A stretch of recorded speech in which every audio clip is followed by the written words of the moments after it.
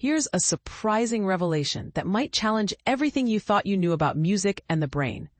A groundbreaking study has found no evidence that musicians have an edge in early-stage sound processing.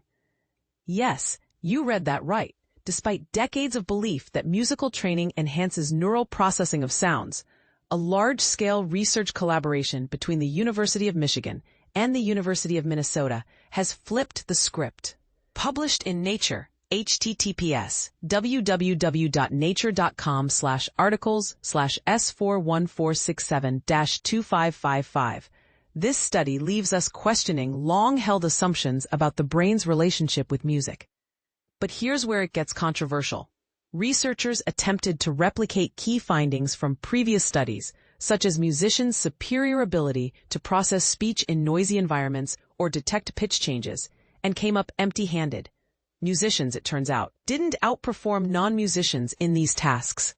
Even more intriguing, the study confirmed that early brain processing for speech declines with age, but this had nothing to do with musical training. And this is the part most people miss. The study used sample sizes 4 times larger than earlier research, making its findings more robust and applicable to the general population.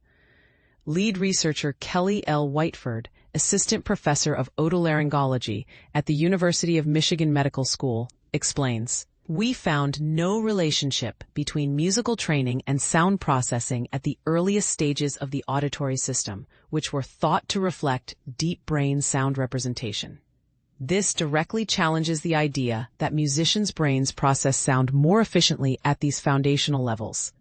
The study focused on the frequency following response FFR, a measurable brain reaction linked to sound processing efficiency. In past experiments, musicians were believed to show a more accurate FFR, suggesting their brains synchronized better with sound frequencies.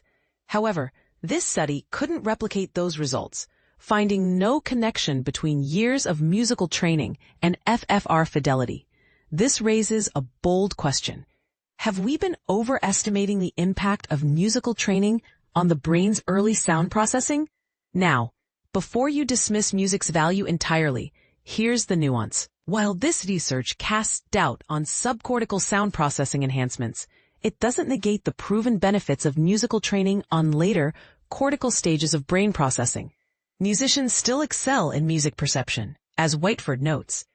But the where and how of this advantage remain a mystery. Is it the training that sharpens their skills? Or are naturally gifted sound processors more drawn to music? That's the million-dollar question researchers hope to answer with future studies. These results remind us of the importance of rigorous, large-scale studies, even for theories that seem irrefutable, says senior author Andrew J. Oxenham, Ph.D. While musical training may not alter precortical brain responses to sound, it doesn't diminish music's emotional and social significance. So, what do you think? Does this study change how you view the connection between music and the brain? Or do you believe there's more to the story than what's been uncovered? Let's spark a conversation. Share your thoughts below.